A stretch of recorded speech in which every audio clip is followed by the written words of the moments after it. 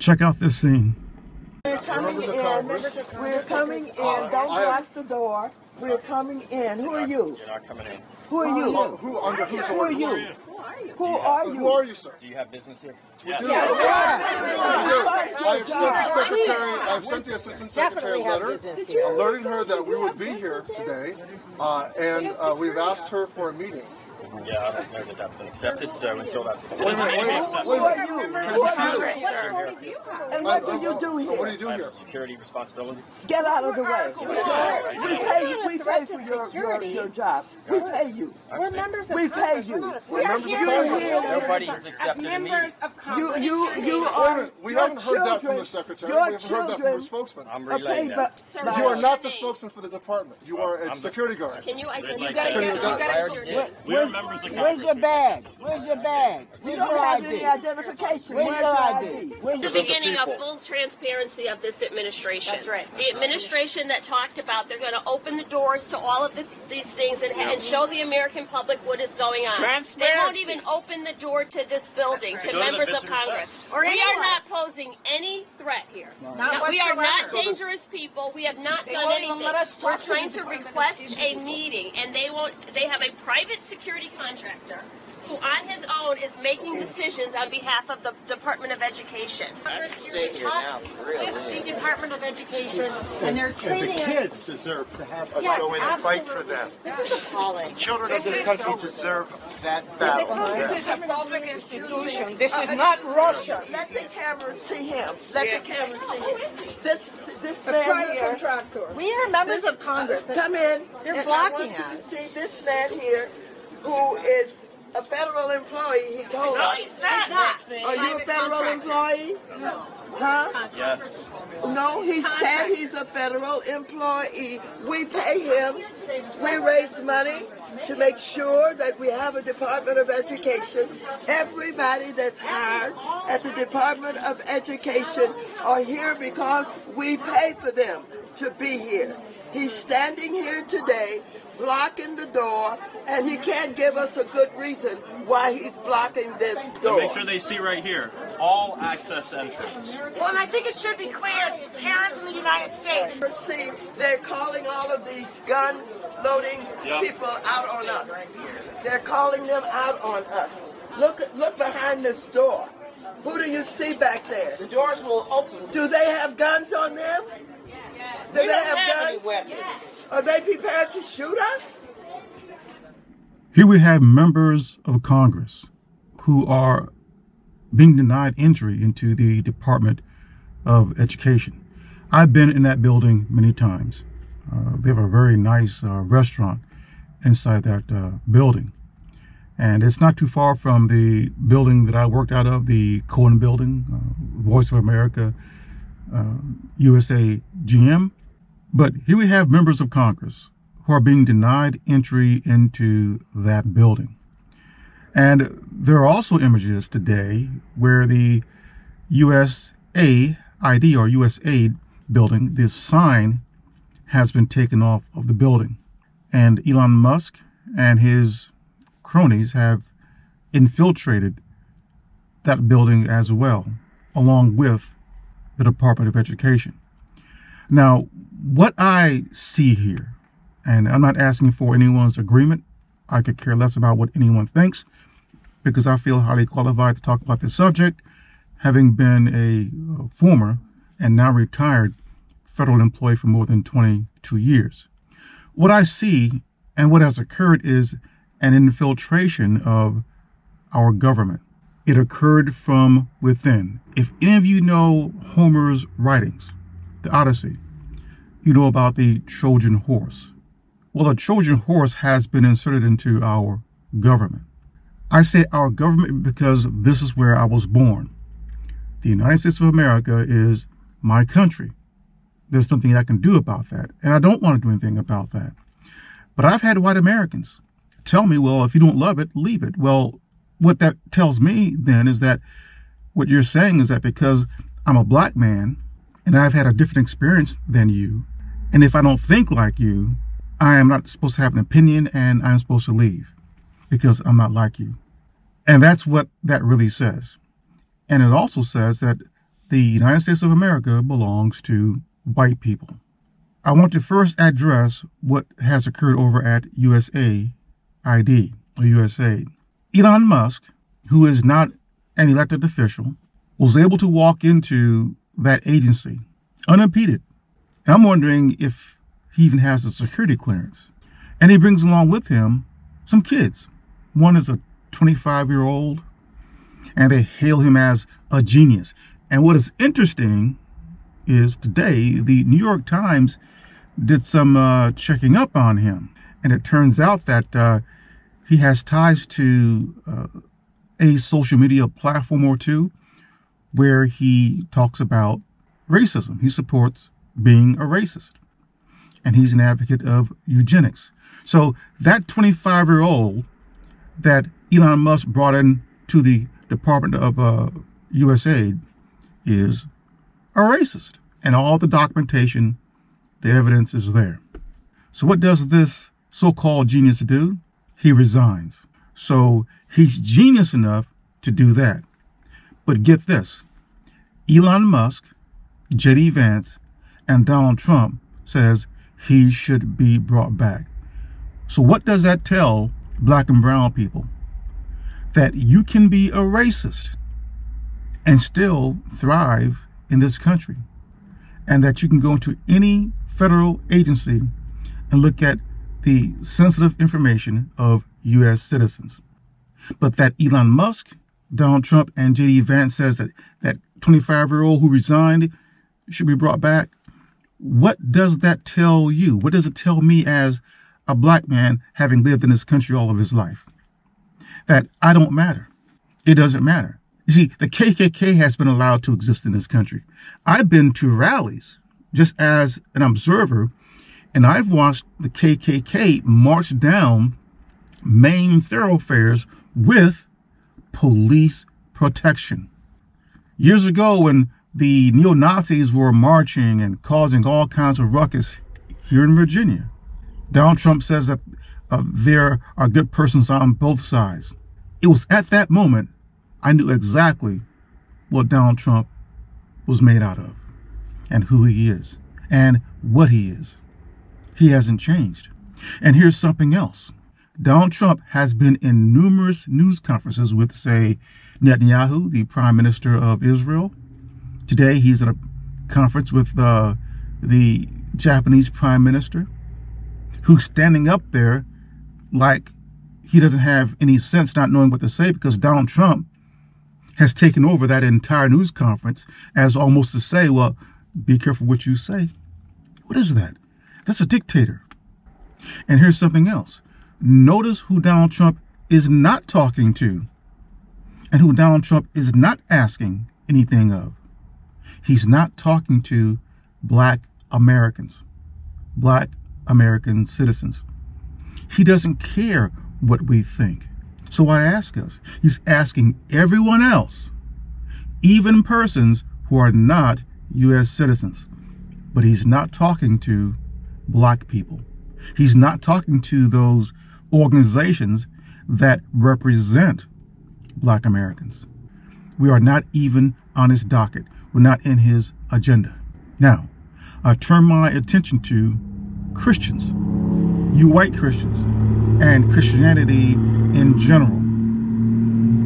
You have no idea what you have done when you voted for this terrible man.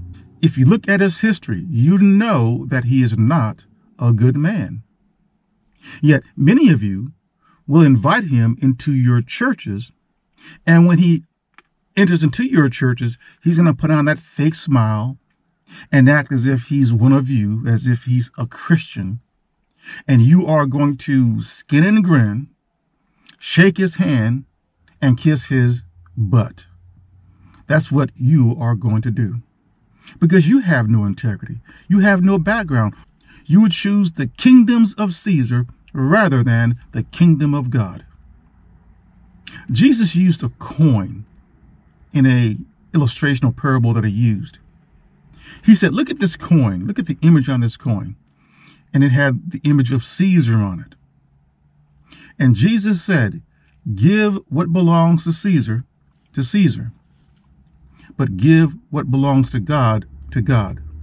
Caesar represents the political authorities, the kingdoms of the world. So what Jesus was essentially teaching was, if Caesar demands the tax for you, pay the tax. But if Caesar demands allegiance and worship from you, that does not belong to Caesar. That belongs exclusively to God. Yet Christianity has prostituted itself. It has gone to bed, so to speak, with the political leaders of the world. Donald Trump is no exception. And as I stated in a previous video, I know for a fact, because the statistics are out there, that many white Christians, and there's a small percentage of black Christians, who voted for Donald Trump. You placed an Antichrist in office. That's what you have done. Yet you talk about the Antichrist. There is no the Antichrist. There are many Antichrists, as the Apostle John wrote at 1 John chapter 2, verse 18. So why don't you read that? There are many Antichrists. And Donald Trump is simply one of many, if not one of the greatest that we've seen in recent times. And he claims to be one of you. He came out from among you. I've seen you hobnob with him, invite him into your churches. And as it is stated at the polling booth, you voted for him. Your vote placed him in office. And at present, I see that many of you are silent. And I wonder if your silence is because you are ashamed of what you have done, which I highly doubt, or you're with this person. You're with a lawless and evil man. He's also very heartless. He doesn't care about people. He cares about money. He cares about business. He cares about commerce. So you Christians and Christianity in general, what have you done? And given that you want people to trust your leadership, I would cut my eyes sideways at anyone who would think about becoming a Christian. Now, I know that this is not a black and white issue, that there's no one size fit all. But Christianity in general has proven itself to be a white supremacist system, a white supremacist organization that has tentacles that spread throughout the entire earth. I'm not asking for agreement. I don't seek that from Christians. I look at the facts. Tell me if I'm wrong. The portrayals of God and Jesus and angels and Adam and Eve, the prophets, Moses, Noah, the apostles, and others. How are they portrayed in art, film, and literature, and within Christianity?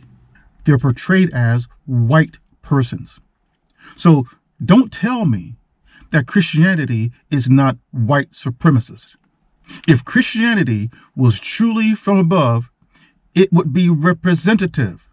The portrayals even would be representative of all of the races within the human family. And white people are not the majority on this planet. There are more people of color on this planet than there are white people.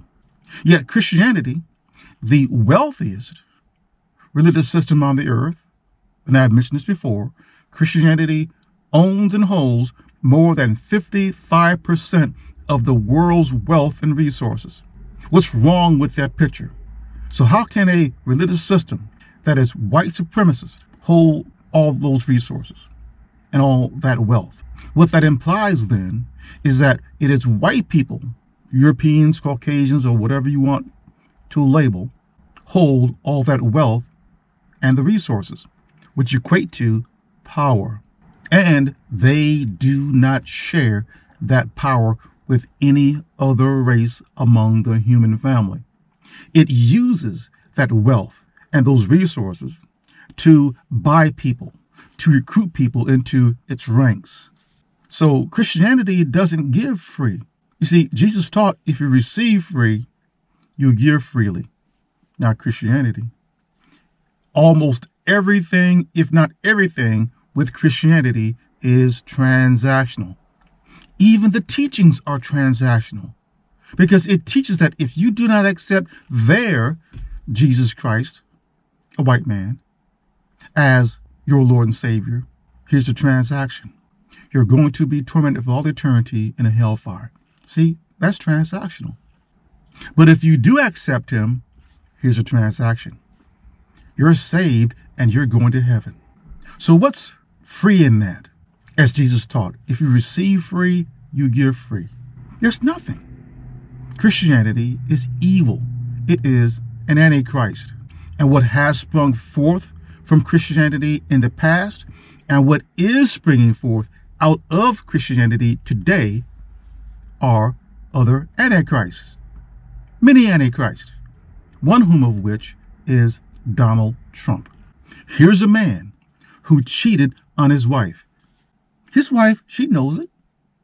You've seen their interactions. You can tell that she doesn't love him. But she stays with him because, I believe, money. Money makes strange bedfellows. And that Donald Trump has all that money, and his friends like Elon Musk and the many other billionaires. See, when you combine all that money and all that wealth, you can buy things. You can buy power. You can buy influence. You can buy people. You can buy Christianity. And that's exactly how this Antichrist is using his wealth and his great power and influence. To look at him, you can tell there's something off about him. He cannot open his mouth without telling a lie. And you see, Antichrists are liars. So you Christians, do you believe that Donald Trump tells the truth? Or let me put it to you this way. If you were to put this on a scale, do you believe he tells more lies than he does the truth? That scale would be like this. Donald Trump is an abject liar. He doesn't know how to tell the truth. That's how Satan the devil rolls. Satan the devil is the father of the lie, and so are his children. His native tongue or his language is the lie. And I know for a fact, having been a Christian for many years, that Christianity lies. I've been involved in Christianity more than many of you who have been alive. But I know that means nothing to you because you're in it now. And perhaps, hopefully, in the future, you will see this if you don't know this already. And you choose not to see what you're into as being Antichrist, a liar, teaching things that Jesus did not teach. Right now is the time to separate yourself from Christianity and indeed all religion and draw close to our Creator through his Son. Not the one that Christianity has created. That's a white man. But you approach the Father through the invisible and ascended Messiah. That will require faith, not sight. You must separate yourself from this evil world and don't allow it to influence your thinking. You must be different. Jesus taught this. Do not become a friend of the world. If you become a friend of the world, the Apostle Paul wrote this, you create enmity between yourself and God. This world is an evil world. So draw close to God through his appointed one.